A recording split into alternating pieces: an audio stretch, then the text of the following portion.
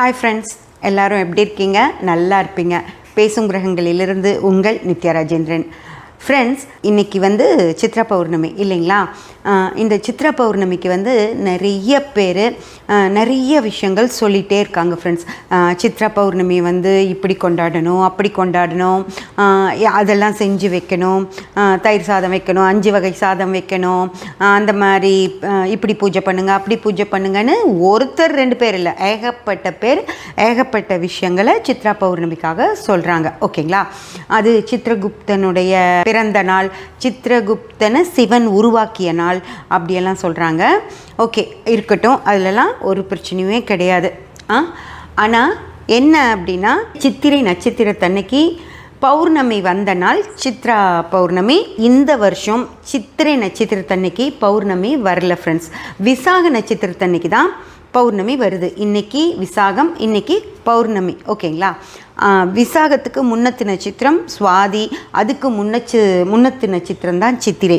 சித்திரை அன்னைக்கு நமக்கு மீனாட்சி திருக்கல்யாணம் நடந்தது இல்லைங்களா? அதுதான் சித்திரை திருவிழா அப்படின்னு சொல்கிறது. அது சித்திரை நட்சத்திரத்தன்னைக்கு தான் நடக்கும். அப்படி சித்திரை நட்சத்திரத்தன்னைக்கு அது நடக்குது. ஆனால் பௌர்ணமி விசாகத்தன்னைக்கு தான் இந்த வருடம் வந்துரு. சித்திரா பௌர்ணமி அப்படின்னு சித்திரை நட்சத்திரத்தன்னைக்கு வரும். ஏதோ அந்த நாட்களுடைய இது காரணமாக ஒரு நட்சத்திரம் மாறி இருக்கலாம். அதனால பெரிய பிரச்சனை இல்லை. அந்த மாதிரி ஒவ்வொரு மாதத்துக்கும் ஒரு நாள் இருக்குது ஃப்ரெண்ட்ஸ். அதாவது அந்த நாளில் அந்த பௌர்ணமி வரும். அந்த பௌர்ணமி நாட்கள் விசேஷமான நாட்கள் அப்படின்னு சொல்லி கும்பிடுறோம். உங்களுக்கெல்லாம் தெரிஞ்சிருக்கும். நீங்கள் நல்லா யோசிச்சு பாருங்கள். சித்ரா பௌர்ணமி கொஞ்சம் பெரிய விசேஷமாக தான் கொண்டாடப்பட்டது. சித்ரகுப்தனுக்கு அன்றைக்கி பொங்கல் வைக்கிறது, நெல்லில் ஒரு ஓலை எழுதி வைப்பாங்க சித்ரகுப்தனுக்கு அப்படின்னெல்லாம் சொல்லி அதெல்லாமே இருக்குது. அது இருந்துச்சு. பட் ரெகுலராக எல்லா பௌர்ணமி நாட்களும் உங்களுக்கு எப்போ வந்துச்சுன்னே தெரியாது. ஆனால் நான் ஒவ்வொரு இது சொல்கிறேன். அப்படி சொன்னால் உங்களுக்கு அது என்ன அப்படின்னு சொல்லி தெரியும். அதெல்லாம் என்னன்னு பார்த்தீங்கன்னா, பௌர்ணமி வந்த நாட்கள். ஒவ்வொரு மாதத்துலேயும் பௌர்ணமி அந்த நாளில் பௌர்ணமி வரும். அது பௌர்ணமி இந்த நாளில் வருது அப்படின்னு சொன்னால் அது சாதாரணமாக தெரியும். ஆனால் அந்த பேர்கள் ஒவ்வொரு பேரும் சொல்லும்போது அது ஒரு விசேஷ நாட்கள் மாதிரி தெரியும்.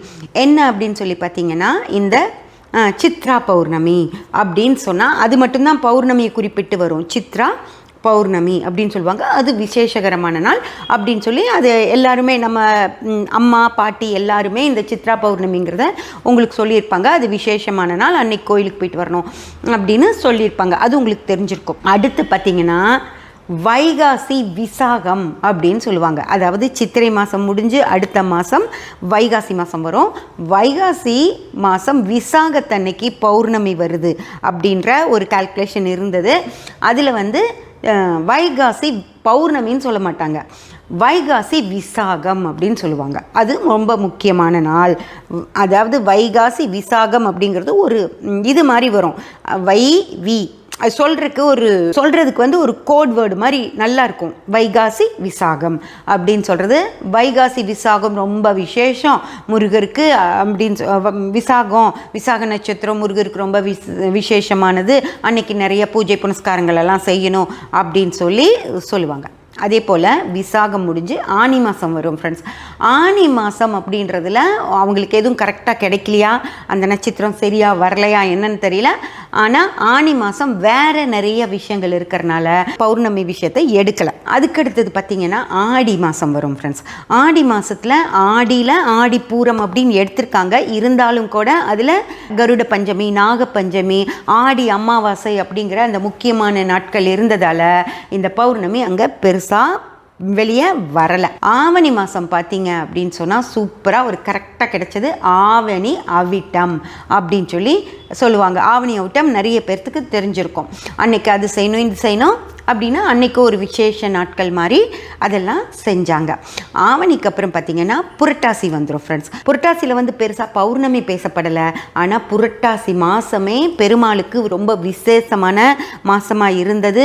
புரட்டாசியில் இன்னும் பல விஷயங்கள் விசேஷமாக இருந்ததுனால அந்த பௌர்ணமி அப்படிங்கிறது அங்கே எதுவும் பெரிய ஒரு வார்த்தையாக வரலை. புரட்டாசியில் என்ன விசேஷம் அப்படின்னு பார்த்தீங்கன்னா நவராத்திரி வந்துடும் ஃப்ரெண்ட்ஸ். ஓகேங்களா, கோலாகலமாக இருக்கும். அதனால் புரட்டாசியை நவராத்திரி ஸ்பெஷலாக விட்டுட்டாங்க. அதே போல் பார்த்தீங்கன்னா ஐப்பசியில் பார்த்துட்டிங்க அப்படின்னா தீபாவளி வந்துடுது. தீபாவளி அது ஒரு விசேஷ நாள், அதுக்கும் பல விஷயங்கள் நடந்துடும். அதனால் ஐப்பசி விட்டுட்டாங்க. கார்த்திகை மாதம் பார்த்தீங்க அப்படின்னா கார்த்திகை தீபம் வந்துடும் ஃப்ரெண்ட்ஸ் அன்னைக்கு. ஓகேங்களா, கார்த்திகை தீபம், பரணி தீபம், மகா தீபம், அந்த மாதிரி நிறைய விஷயங்கள் அன்னைக்கு மோஸ்ட்லி பரணி அன்னைக்கு பௌர்ணமியாக இருக்கிறதுக்கான வாய்ப்பு இருக்குது இல்லைங்களா. அடுத்த நாளோ முன்னத்து நாளோ பரணியை ஒட்டி பௌர்ணமியும் வரும். அதனால் பரணி தீபமும் மகா தீபமும் ரொம்ப ஃபேமஸாக இருக்குது. கார்த்திகை முடிஞ்சு மார்கழி பார்த்தீங்க அப்படின்னா மார்கழிலையும் பௌர்ணமி ஃபேமஸ் ஆகலை. ஆனால் அந்த மார்கழி மாதம் முழுக்கவே ஆண்டாளுடைய மாதம், கூடவே வைகுண்ட ஏகாதசியும் வந்துடும் ஃப்ரெண்ட்ஸ். இப்போ கோயில்கள்லாம் நல்லா களை கட்டி தான் இருக்கும். மார்கழி மாதம் அது மாதிரி போகுது. அடுத்தது பார்த்திங்கன்னா தை மாதம் இந்த உழவர் திருநாளான பொங்கல் வந்துடும் ஃப்ரெண்ட்ஸ். அன்னைக்கும் கிட்டத்தட்ட பொங்கல் அந்த காலத்தில், இப்போ 4 நாள் தான், அந்த காலத்தில் ஒரு 10 நாட்களே ரொம்ப ரொம்ப விசேஷமாக கோயில்லையும் பூஜைகள் அந்த மாதிரி நடந்துட்டுருக்கோம். அதுக்கடுத்து பார்த்தீங்க அப்படின்னா தைப்பூசம். தை மாதம் தைப்பூசம் மிக மிக மிக சிறப்பாக கோயில்கள்லையும் பக்தர்கள் மத்தியிலும் கொண்டாடப்படுது ஃப்ரெண்ட்ஸ். அது முடிஞ்சு பார்த்தீங்கன்னா மாசி மாதத்தில் பெருசாக எந்த திருவிழாக்களும் இல்லை. அதனால் அந்த மாதம் பௌர்ணமி, மாசி மகம் அப்படின்னு சொல்லி பெரிய ஒரு விசேஷமான நாட்டாக அந்த மாசி மகம் கொண்டாடப்பட்டது. ஒரு விசேஷமான நாளாக இருந்தது. அதுக்கடுத்தது பார்த்திங்கன்னா பங்குனி வருட கழிவும் கூட பெரிய விசேஷங்கள் எதுவும் அந்த மாதத்தில் இருக்காது. அப்போது அந்த மாத பௌர்ணமி பங்குனி உத்தரம் அப்படின்னு சொல்லி கொண்டாடப்பட்டுச்சு. நமக்கு ஒரு வருட காலத்தில் நிறைய விசேஷங்கள் இருக்கிற மாதங்கள் அந்தந்த விசேஷங்களாக போயிடும். அப்படி விசேஷங்கள் இல்லாத மாதங்கள் அந்த பௌர்ணமி வர்றனால இப்படி பங்குனி உத்திரம், மாசி மகம், ஆவணி அவிட்டம், அந்த மாதிரி அந்த நாளை ஒரு அந்த நட்சத்திரத்துக்கும் அந்த மாதத்துக்கும் ஒரு ரிலேஷன்ஷிப் இருக்கிற மாதிரி அது ஒரு மிக சிறந்த நாள் மாதிரியும், அந்த நாளில் நிறைய நல்ல விஷயங்கள் செய்யணும், பூஜை புனஸ்காரங்கள் செய்யணும் அப்படின்னு சொல்லி அந்த பௌர்ணமிகள் பேசப்பட்டுச்சு. புரிஞ்சுதுங்களா? இப்போ புரியுதா உங்களுக்கு ஒரு விஷயம்? அதாவது ஒரு வருடம் முழுக்க விசேஷங்கள் இருக்கிற மாதம், கோயிலில் பூஜைகளெல்லாம் இருக்க வேண்டிய மாதங்களில் அதுவே நடந்துடும். அப்படி கோயிலில் பூஜைகள் இல்லாத நேரங்கள் அந்த பௌர்ணமினால் ஒரு பெரிய விசேஷ நாளாக அதை சொல்லியிருக்காங்க. ஏன் சொல்லியிருக்காங்க? அதாவது விசேஷ நாட்கள் தான், அன்னைக்கு போய் சாமி கும்பிடல, அன்னைக்கெல்லாம் நல்லா போய் சாமி கும்பிடலாம், அன்னைக்கும் கும்பிடலாம், அடுத்த நாளும் கும்பிடலாம், அந்த மாதம் முழுக்கவும் கும்பிடலாம், முன்னாலேயும் கும்பிடலாம், எப்போ வேணாலும் கும்பிடலாம். ஓகேங்களா? அந்த மாதத்தில் வர்ற வெள்ளி செவ்வாய்க்கிழமைகள் கும்பிடலாம், சனி புதன்கிழமைகள் கும்பிடலாம், சிவனுக்கு ஞாயிற்றுக்கிழமை கும்பிடலாம், அந்த மாதிரி எல்லா நாட்களுமே கும்பிடலாம். ஆனால் ஏன் அந்த குறிப்பிட்ட நாளை ஆவினியா விட்டம் அப்படின்னு சொன்னால் ஆவினியா விட்டம் இது செய்யணும் அது செய்யணும் அப்படின்னு நமக்கெல்லாம் இல்லை. மோஸ்ட்லி பார்த்திங்கன்னா ஆவினியா விட்டமெல்லாம் யாருக்கு ரொம்ப முக்கியமாக இருக்கும்னு உங்களுக்கு தெரியும். அந்த மாதிரி இருந்துச்சு. அதே போல் விசாகம், மகம், இந்த நட்சத்திர நாட்களில் பௌர்ணமி வருது, அதையும் ரொம்ப விசேஷப்படுத்துறது. ஏன் அப்படின்னு சொல்லி பார்த்தீங்கன்னா அந்த மாதத்தில் எந்த பெரிய விசேஷங்களும் இருக்காது. நிறைய பேர் அந்த நாளில் போக மாட்டாங்க, பரவலாக தான் போவாங்க. ஆனால் அந்த நாளை அந்த விசேஷம்னு குறிப்பிட்டு எல்லாத்தையும் அங்கே கோயிலுக்கு வர வச்சாங்க ஃப்ரெண்ட்ஸ். இப்போ மார்க்கெட்டிங்கெல்லாம் நடக்குது இல்லைங்களா? இப்போ ஒவ்வொரு ட்ரெண்டு நடக்குது இல்லை, ஒவ்வொரு கடவுளையும் ட்ரெண்டு பண்ணுறாங்க, ஒவ்வொரு நாளையும் ட்ரெண்டு பண்ணுறாங்க. அந்த மாதிரி அந்த காலத்தில் அந்த நாட்களை அவங்க மார்க்கெட்டிங் பண்ணி தான் ட்ரெண்டு பண்ணியிருக்காங்க. ஏன் பண்ணாங்க அப்படின்னு சொல்லி பார்த்தீங்கன்னா, உங்களுக்கு ஒரு 2-3 பதிவுகளுக்கு முன்னாடி நான் சொல்லியிருக்கேன் இல்லைங்களா, பிராமணர்கள், சத்திரியர்கள், வைஷ்யர்கள், சூத்திரர்கள் அப்படின்னு. அதில் இந்த சத்திரியர்கள் தான் ராஜாக்களாக இருப்பாங்க ஃப்ரெண்ட்ஸ். ஓகேங்களா? அவங்க நிறைய வேலைகள் இருக்கும் இல்லையா? ஒரு ராஜா அப்படின்னா அந்த நாட்டை ஆளக்கூடிய ராஜாக்கு பல வேலைகள் இருக்கும். அவர் போருக்கெல்லாம் போயிடுவார், எப்போவுமே அரண்மனையிலே இருக்க மாட்டார், அவர் போருக்கெல்லாம் போயிடுவார். அந்த மாதிரி நேரங்கள்ல எல்லாம் அந்த ராஜா ரிலாக்ஸாக இருந்தால் தானே கோயில் பற்றியெல்லாம் யோசிக்க முடியும். ரிலாக்ஸாக இல்லை ராஜா அப்படின்னா கோயிலேருந்து என்ன செய்தி வருதோ அதுக்கு ரியாக்ட் பண்ணணும். யார் அங்கே முக்கியஸ்தர்களோ, ராஜா அங்கே இல்லாதப்போ, அரண்மனையில் ராஜா இல்லாதப்போ யாரோ ஒரு முக்கியஸ்தரை வச்சுருப்பாங்க இல்லையா, அந்த என்னென்னலாம் செய்யணுங்கிறது அவங்களுக்கு சொல்லியிருப்பாங்க இல்லையா, அவங்க கோயிலிருந்து வர்ற செய்திகளுக்கு ரியாக்ட் பண்ணுவாங்க. அப்படி அவங்க ரியாக்ட் பண்ணணும் அப்படின்னா கோவிலேருந்து செய்தி போகணும், ஏதோ ஒரு செய்தி போகணும் இல்லைங்களா? அப்படி ஒரு செய்தி போகும்.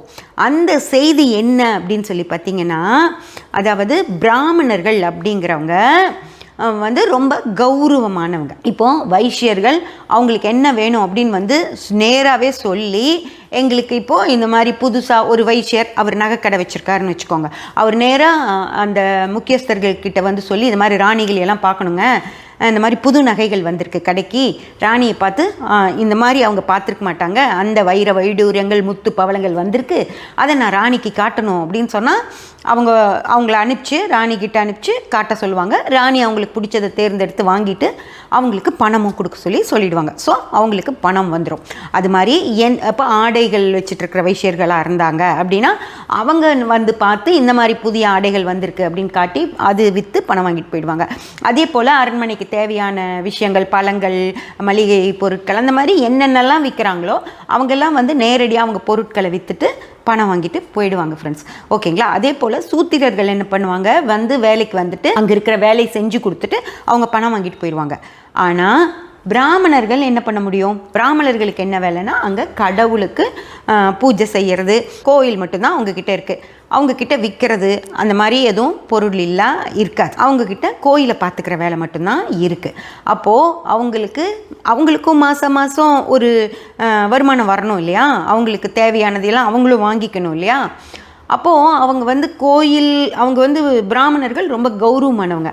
அதனால் நேரடியாக செய்தி அனுப்ப மாட்டாங்க, இந்த மாதிரி எங்களுக்கு வர வேண்டிய வரி இன்னும் வரலைங்க அப்படின்னு செய்தி அனுப்ப மாட்டாங்க. அதுக்கு பதிலாக அவங்க என்ன சொல்லுவாங்க அப்படின்னா, இந்த மாதிரி விசேஷம் வருது, இந்த மாதிரி தீபாவளி வருது, நவராத்திரி வருது, கோயிலுக்கு வர வேண்டிய எல்லா விஷயங்களும் சேரணும் அப்படின்னு தான் செய்தி போகும். ஓகேங்களா? இப்போது ராஜா போரில் இருக்கார். அப்போ அந்த முக்கியஸ்தர்கள், ராணிகள் எல்லாருமே ராஜா போர்லேருந்து பத்திரமா திரும்பி வரணும் அப்படிங்கிற அந்த ஒரு கவலையோடு தான் இருப்பாங்க. கோயிலையெல்லாம் கொஞ்சம் மறந்துடுவாங்க இல்லைங்களா? அப்போது அவங்களுக்கு அந்த மாதம் அதுக்காக இவங்க சாப்பிடாமல் இருக்க முடியாதுல்ல, இவங்களுக்கு தேவையானதெல்லாம் இவங்க செஞ்சுட்டு தான் ஆகணும். அதனால் அவங்க செய்தி அனுப்புவாங்க, இந்த மாதிரி நவராத்திரி விழா வருது அப்படின்னு.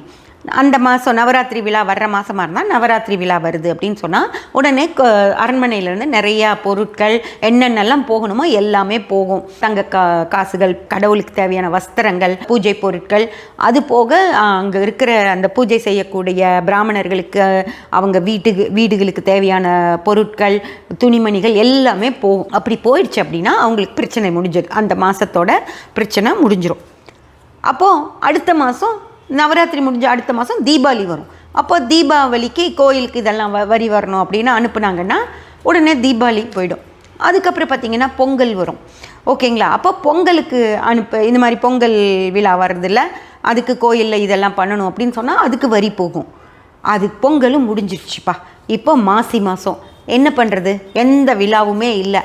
அப்போது அந்த மாதம் அவங்களுக்கு தேவையானதெல்லாம் வேணும் தானே, என்ன பண்ண முடியும்? அதனால் அவங்க மாசி மகம் அப்படின்னு சொல்லி அது ஒரு முக்கியமான நாள், பூஜை செய்ய வேண்டிய நாள் அப்படின்னு சொல்லி அவங்க அங்கிருந்து அவங்களுடைய வரியை வாங்கிறதுக்காக அவங்க நேரடியாக எங்களுக்கு இந்த மாதம் சம்பளம் வரல அப்படின்னு எழுத மாட்டாங்க. அப்படின்னு அங்கே மேனேஜர்னு வச்சுக்கோங்க, அந்த முக்கியஸ்தருக்கு செய்தி அனுப்ப மாட்டாங்க, என்னோட சம்பளம் போட்டு விடுங்க அப்படின்னு அனுப்ப மாட்டாங்க.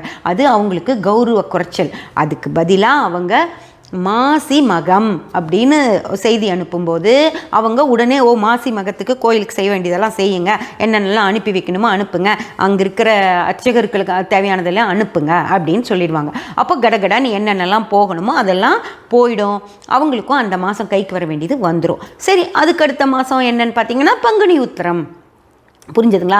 எனக்கு மாத சம்பளம் அனுப்பு அப்படின்னு கேட்குறது அவங்களுக்கு கௌரவ குறைச்சல்ன்றதுனால இந்த மாதிரி ஒரு நாளை தேர்ந்தெடுத்து அந்த நாளில் நல்லா பூஜை பண்ணுவாங்க. அங்கேருந்து பிரசாதம் அரண்மனைக்கு வரும், இல்லை ராஜா ராணியை கூட போய் கும்பிட்டு வருவாங்க. அந்த மாதிரி அந்த நாள் நல்லபடியாக போகும். அந்த நாளை குறிப்பிட்டதின் காரணமாக அவங்களுக்கு தேவையானதும் சேர்ந்துடும் ஃப்ரெண்ட்ஸ். இது மாதிரி விஷயங்களுக்காக தான் இந்த நாட்கள் பெருசாக்கப்பட்டதோ தவிர அந்த நாட்டில் பெரிய விசேஷங்கள் அப்படின்னுலாம் எதுவுமே கிடையாது. இப்போது வேறு மாதத்துலேயும் மக நட்சத்திரம் வரதானே செய்யுது. மாசி மகம் இருக்கிற நாள் மட்டும் பெரிய நாள் இல்லை, மாசி மாதம் வர மக நட்சத்திரம் மட்டும் பெரிய நாள் அப்படி இல்லை, எல்லா மாதங்கள்லேயுமே மக நட்சத்திரம் வந்துட்டு தானே இருக்கும். பங்குனி உத்திர நாள் மட்டும் பெருசு இல்லை, எல்லா மாதங்கள்லையுமே உத்திர நட்சத்திரம் வந்துட்டு தான் இருக்கு. அதே போல் ஆவினி அவிட்டம் அப்படின்னா அவிட்டம் எல்லா மாதங்கள்லேயும் அவிட்ட நட்சத்திரம் வந்துட்டு தான் இருக்குது. ஆனால் ஆ அப்படி எடுத்திருக்காங்க, மா அப்படி எடுத்திருக்காங்க. பங்குனி உத்திரம் சொல்கிறதுக்கு நல்லா இருக்குது. அதனால் அது மாதிரி எடுத்து அதை சொல்லி அப்போது அவங்க அந்த வரியெல்லாம் வாங்கியிருக்காங்க. ஏன்னா அவங்க கௌரவமான ஆட்கள்ங்கிறனால யார்கிட்டையும் கை நீட்டக்கூடாதுங்கிறனால அவங்க இந்த மாதிரி செய்தி அனுப்பி அதுக்கானதை அவங்களே அனுப்பி வச்சுருவாங்க. அதுக்காக தான் இந்த மாதம் அப்படிங்கிறது அந்த பௌர்ணமியை ஒட்டி வர்ற அந்த நட்சத்திர நாட்களை தேர்ந்தெடுத்து அது செட் ஆகிற மாதிரி இருக்கிற இதெல்லாம் அப்படி வச்சுட்டாங்க. மிச்ச நாட்களையெல்லாம் ஒரு ஆடி அமாவாசையெல்லாம் வர்றப்போ அதுக்கு தனியாக ஆடி அமாவாசைக்குன்னு வரி வரும் அரண்மனையிலேருந்து. அந்த மாதிரி என்னென்ன முக்கியமான நாட்களோ அதுக்கெல்லாம் வரி வரும். அப்படி முக்கியமான நாட்கள் இல்லாத மாதங்களை இந்த பௌர்ணமினால் அவங்க அந்த முக்கியமான நாளாக சொல்லி வரி வாங்கிக்கிட்டாங்களோ தவிர அந்த நாட்களுக்கு பெரிய முக்கியத்துவம்னு எதுவுமே இல்லை. நீங்கள் அந்த நாளைக்கு கோயிலுக்கு போய் சாமி கும்பிட்டா என்ன வரும் கிடைக்குமோ அதே வரும் அந்த நாள் இல்லாத நாள்லேயும் போய் கும்பிட்டா வரும். இப்போது பங்குனி உத்திரத்தன்னைக்கு தான் போகணும் அப்படின்னு இல்லை. பங்குனியில் வர்ற அஸ்தத்தன்னைக்கும் போகலாம், பங்குனியில் வர சித்திரை அன்னைக்கும் போகலாம், பங்குனியில் வர்ற அனுஷத்தன்னைக்கும் போகலாம், பங்குனியில் வர ஆயுள்ளத்தன்னைக்கும் போகலாம். ஒரு பிரச்சனையும் இல்லை. அன்னைக்கு நீங்கள் போனால் என்ன வரும் உங்களுக்கு கடவுள் கொடுப்பாரோ அதே வரத்தை தான் பங்குனி உத்திரத்தன்னைக்கு போனாலும் கொடுப்பார், மாசி மகத்தன்னைக்கு போனாலும் கொடுப்பார். எக்ஸ்ட்ராவாலாம் எதுவுமே உங்களுக்கு கொடுக்க மாட்டார். எல்லா நட்சத்திர நாட்கள்லையும் வர்றவங்களுக்கும் அவர் அதே வரத்தை தான் கொடுப்பார். ஃப்ரெண்ட்ஸ், இப்போ உங்களுக்கு ஒரு விஷயம் நல்லா புரிஞ்சிருக்கும்னு நினைக்கிறேன். இந்த முக்கியமான நாட்கள் அப்படிங்கிறது ஏன் வந்தது அப்படின்னு உங்களுக்கு புரிஞ்சிருச்சு இல்லைங்களா? அதனால் தயவு செஞ்சு இந்த நாளில் போய் நம்ம கும்பலைன்னா எதையோ நம்ம இழந்துட்டோம் அப்படி மட்டும் நினைக்காதீங்க. அது எந்த வித முக்கியமான நாளும் கடவுளுக்கு அது முக்கியமான நாள் கிடையாது. புரிஞ்சுதுங்களா? கடவுள் அந்த 27 நட்சத்திரத்தையும் ஒரே மாதிரி தான் பார்ப்பார். ஓகேங்களா? அந்த 27 நட்சத்திரத்தில் போகிறனைக்கும் கடவுள் ஒரே வரத்தை தான் கொடுப்பார். 27 நட்சத்திரத்தன்னைக்கும் யார் போகிறாங்களோ அவங்க அத்தனை பேர்த்துக்கும் ஒரே வரத்தை தான் கொடுப்பார். அவருக்கு அதில் எந்த பாரபட்சமும் இல்லை. ஏன் அந்த குறிப்பிட்ட நாட்கள் பேசப்பட்டது அப்படின்னா அவங்களுடைய தேவைகளுக்காக. இதை நல்லா புரிஞ்சுக்கிட்டு இந்த நாள் ஏதோ பெரிய நாள், அந்த நாள் ஏதோ பெரிய நாள் நல்லா தயவு செஞ்சு நினைக்காம சித்ரா பௌர்ணமியா, சரி சித்ரா பௌர்ணமி அன்னைக்கு நம்ம போய் கும்பிட முடிஞ்சால் கும்பிடலாம். அப்படி எதுவும் வீட்டில் பூஜை செய்யணும் அப்படியெல்லாம் ஒன்றுமே கிடையாது. நீங்கள் வீட்டில் டெய்லியும் சாமி எப்படி கும்பிடுவீங்களோ அந்த மாதிரி சாமி கும்பிட்டா போதும். அடுத்து பௌர்ணமி அப்படிங்கிறது உண்மையிலுமே நல்ல நாள் தான். என்ன நல்ல நாள் அப்படின்னா முழு நிலவு. ஓகேங்களா? சந்திரனும் சூரியனும் நேர் எதிரெதிரே இருப்பாங்க. அதனால் சூரியனுடைய எந்த வித தாக்கமும் இல்லாமல் சந்திரன் முழு பிரகாசமாக இருக்கக்கூடிய ஒரு நன்னாள். அன்னைக்கு நம்ம மனசு ரொம்ப ரிலாக்ஸாக இருக்கும் அப்படின்னு சொல்லப்படுது. பௌர்ணமி அன்னைக்கும் கோவப்படுறவங்க இருக்காங்க, பௌர்ணமி அன்னைக்கு ஆக்சிடெண்ட் ஆகிறது இருக்குது, பௌர்ணமி அன்னைக்கு ஹாஸ்பிட்டல் போகிறவங்களும் இருக்காங்க, ஏதோ ஒரு உடம்பு சரியில்லாமல் ஹாஸ்பிட்டல் போகிறவங்களும் இருக்காங்க. அந்த மாதிரி பௌர்ணமி வந்துருச்சு அப்படிங்கிறதுக்காக எல்லாமே சிறப்பாக தான் நடக்கும் அப்படியும் இல்லை. அமாவாசை நாள் அப்படிங்கிறதுக்காக அன்னைக்கு மோசமான நாள் அப்படிங்கிறதும் இல்லை. ஒரே ஒரு விஷயம், பௌர்ணமி அன்னைக்கு மனோகாரகனான சந்திரன் நல்லா பௌர்ணமி எப்படி பிரகாசமாக இருக்கோ அதே மாதிரி நம்ம மனசும் ரிலாக்ஸாகவும் எந்தவித டென்ஷனும் இல்லாமல் நம்ம மனசு இருக்கும் அப்படின்னு சொல்லப்படுது. ரெண்டாவது, மேலே போய் அந்த பௌர்ணமி ஒளியை வாங்கிக்கிறது மிக சிறப்பு. அதனால் பௌர்ணமி நாள் அப்படின்றது சிறப்பு தான். ஆனால் அது அந்த நட்சத்திரத்தன்னைக்கு வர்றதுனால சிறப்பு அப்படின்றதெல்லாம் கிடையாது. அதனால் இந்த சித்ரா பௌர்ணமியை எவ்வளோ பெருசாக பேசுகிறத நீங்கள் புரிஞ்சுக்கணும் அப்படிங்கிறதுக்காக தான் இந்த பதிவு. ஃப்ரெண்ட்ஸ், சப்ஸ்கிரைப் பண்ணி பெல் பட்டன் ப்ரெஸ் பண்ணி வச்சுக்கோங்க. அப்போ தான் நான் போடுற எல்லா பதிவுகளும் உங்களுக்கு கிடைக்கும். லைக் பண்ணி ஷேர் பண்ணி கமெண்ட் பண்ணிங்கன்னா எனக்கு சப்போர்ட்டிவாக இருக்கும். Thank you friends.